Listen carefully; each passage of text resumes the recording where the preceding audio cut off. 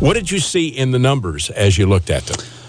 Well, I mean, we're in a very strong real estate market right now. I mean, and we've had this conversation. We keep saying it's a strong market, but, it's amazing how the buyers keep coming. Even though we say the inventory levels are low or dissipating, the buyers just keep coming, and they just keep wanting to, find something that makes sense for them.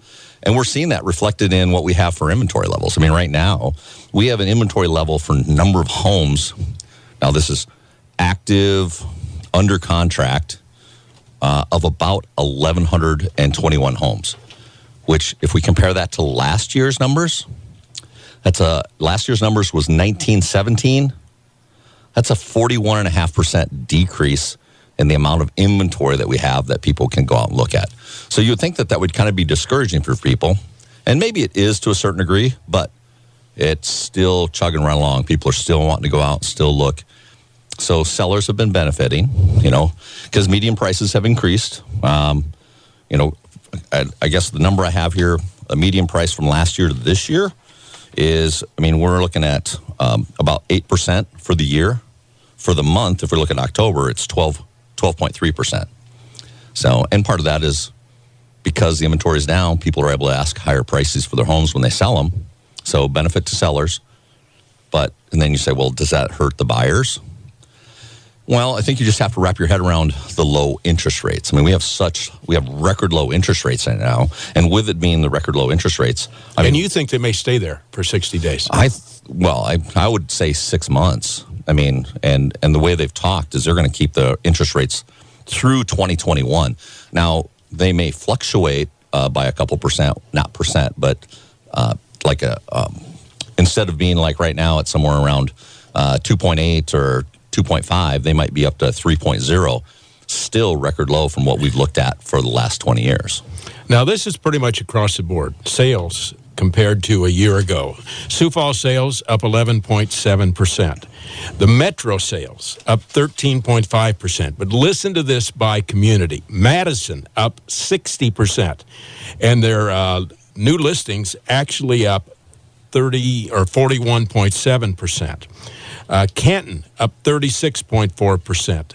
Harrisburg 35.5%. This is one area that they did beat Brandon in. 35.1 to 33.1. The game wasn't that close to the other night. Mr. Bachman was a Brandon Valley graduate. Oh, yeah. I know. Right. T sales we were already up. won this many years ago, so. And it was a smaller class when you guys were there. 30.7% in T. Hartford up 26%. Lenox up 21.9%. But when you start looking at the inventory that's there, Tony, those numbers are on the negative side. Yeah, a lot of the numbers are down, but it's just a reflection of what we're seeing here in Sioux Falls. But now we start talking about people moving out to some of these smaller communities and what you've seen for like median price points, that sort of thing. A town like Brandon, which Steve grew up in, these prices have gone up in Brandon over probably in the last 5 to 7 years. The prices were already higher. So now you look at homes like communities like the Parkers, the Beersfords, those type of communities, Del Rapids. Now you're starting to see those prices starting to catch up, where those prices are increasing because people demand, the inventory levels are lower in those communities, and people are looking to, they're okay with living they want to live in a smaller community, but now you have the T's, the Brandons, Harrisburgs. Their price points are pretty much close to Sioux Falls at this point. Steve, you seen some of the same things? Yeah, I'm sure people just are it's easier to travel, to Del Rapids, like Tony said. Del Rapids isn't as far away as it used to be, It's not. No, it's all relative. It's what you get used to, Yep. And, as strange as it sounds, it was a suburb championship game with Brandon Valley and Harrisburg. And they say, what difference does that make? Well, it's never happened before. I didn't know that. You've had these upcoming schools. They were just added to the largest class in the state, and now the others are saying, what's it going to be like when they add Jefferson High School? Yeah. We're now going to have something that's altogether different, and they were like, well, poor us in Sioux Falls. No, not poor you. You have more competition. It will make your kids better. They will have a chance to do more as far as scholarships and everything else. It's going to be a better football brand for a lot of people. Right. Right. Well, and so that's and we've seen that with like Brandon Valley and some of those larger schools around us, Harrisburg and that. I mean, we got a chance to see them compete in the, national championship here this weekend. And that was some good football, that weekend. So it was some well played. So yeah, they have some really good quality players, out there. But, to that point, it's just that we have more and more people that are coming from outside of South Dakota and even from smaller communities that are coming to Sioux Falls. The reason I come to Sioux Falls is there's opportunity here, with business and jobs and that sort of thing. So because we have, we always kind of joke and say it's an inventory and supply and demand story. Demand is outstripping supply, and it just keeps doing that. It's just like every month we see this inventory level drop a little bit, And I think one of the numbers that I was looking at when it comes to months supply of inventory. So if we have what we have right now in the market, and as fast as it's going, we currently have 2.4 months of inventory available. So if another one doesn't come on the market, and we sell everything at the pace it's going, there's only 2.4 months of inventory available. So let me put it in context or perspective. That's less than half than even our lowest from previous years. In most years, we get to 2011, there was 8.1 months of inventory. And then from there, as we start getting closer to 2000, like in 2012, it was 6.2 months of inventory. But all of a sudden, when you say, okay, we went from 8.1 or 6.2 less than 8 or 9 years ago to 2.4, makes for a very tight market. And like we talked last week when I said, when we get in a relationship with someone who wants to buy or sell, it's a pretty intimate relationship, meaning it's fast paced. We're making sure that we're finding out exactly what they want, what they need. We find it before we probably put their home on the market, because we do not, most people do not want to sell their home before they buy the next one. Unless they have a contingency, but most people don't want to be homeless. And the Zooming has made a difference, because you got people from all over the country that are looking at South Dakota. They're looking at the Midwest as a place, throw out the virus at some point down the road, but they still want to come here. And it's a matter of, can I sell my house in Texas or Wyoming or in South Carolina, wherever it is? If they can sell the home, they want to come here. Yeah. No, so technology has done in exponentially increase the level of our business, in reference to how we do it, how fast we do it. And you can see, like, at the end of the day, when, Steve, you probably testify, like, how many text messages and phone calls do you take every day? Not to mention the emails. I have someone who manages my emails because I can't. I have someone who reviews my emails just so that way I make sure I'm not missing something.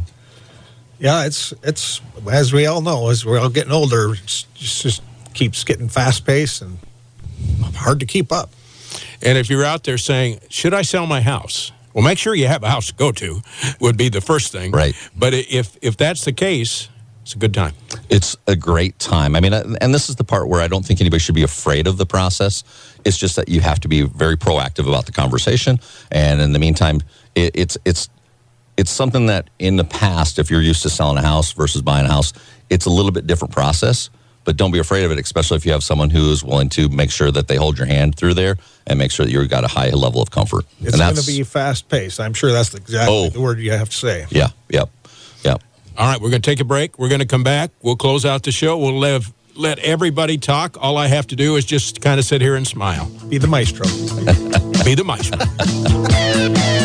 The Remodelers Show today. Todd Boots, president of the South Dakota Home Builders Association in 2021. Steve Swenson, the honorable handyman. Steve Halgard, Speaker of the House. Tony Bachman. We talked to Butch. All right, for those that are in the studio right now, Steve, from your side, what did you learn in this hour, or what did you share with the audience we should go back to? Oh, that everybody needs a new kitchen sink. For Christmas. Don't you think so? Yeah, sure. Yeah. And you could make arrangements so they could have the Remodeler special, whatever that might be. And Tony Bachman's brother and I were in the same class, and so we've seen some things. I'll bet you have, knowing you guys. I've heard stories. It's called life experience, and it's I guess I don't know how much of that we want to share. No, I didn't really. We had a lot of fun, and we learned a lot of things. So we've known each other for a long time. Yeah. Tony, from your side, the numbers that we see, a lot of folks up 60%, 40%, 30%. Yeah. but the amount of homes available on the minus side. Right. And I just don't see that changing, at least for the next couple months. I mean, in reference to, because we've got the holidays, that sort of thing. But I will be curious to see what happens when we get to the middle of January or early February. I think there'll be a lot of people who, one of the things that we talk about is, people with the COVID, home offices, that sort of thing. So people realize is that maybe they need a little more space, or kids are at home a little more than what they have been in the past. They're like, it would be nice to be able to make a move up and give a little more elbow room. So we'll see some more homes come out. One of the things, Todd Boots with us. He will be the president of the Home Builders Association in South Dakota. Brent Adney, when he's on from the South Dakota Housing Authority, always talks about this corner of the state being on the plus side, the rest of the state not being as progressive. What do you see as soon-to-be president of the association, the housing needs in the rest of South Dakota, forgetting southeast part of the state? Well, we definitely need more housing with what's coming into our area, what we're hearing, and what's going to happen up in the northwest corner of town. But that's across the state. They might be on the minus. They're looking at getting businesses in, but those people got to have a place to live too. So it's the labor force and getting housing built for all these people that are coming to the state. Because like you say, they're coming from all corners of the United States right now to come to South Dakota because we've got a good standard of living here right now. So, and the other thing I got to share, we've been getting Brandon Valley a lot of love. We got to get the T-Titans a little love, too. They won state, They beat Canton. So they beat Canton. So yes, we absolutely. got to get them a little love here, too. Let's talk across the border a little bit with Minnesota and Iowa as far as their housing. How is it different from what we have right around our immediate Sioux Falls area? On the amount that's going up or the construction Availability as well. In Minnesota, we go over there and do some stuff there yet, but I mean, they've got housing available, I know, in the Worthington area and stuff. So we go over there, do a little work, but it's a whole different ball game when you do work over there because there's a lot of different codes and stuff you got to deal with when you go over there that, it's not just crossing the border and doing it the same as you do it in South Dakota. There's a whole different ball game on just their codes and what we do. And on my end, they have a whole different energy code than what is even written. 15 seconds across the state lines. What do you see different? For example, in Laverne, we basically, your average median price point is $146,000. So what you see, if you have someone who's trying to find that first-time home, it might be worth them taking just a look in that area. That is our Remodelers Show for another month. We appreciate all of you listening. Appreciate these guys. For now, our time is up. Thank you for yours.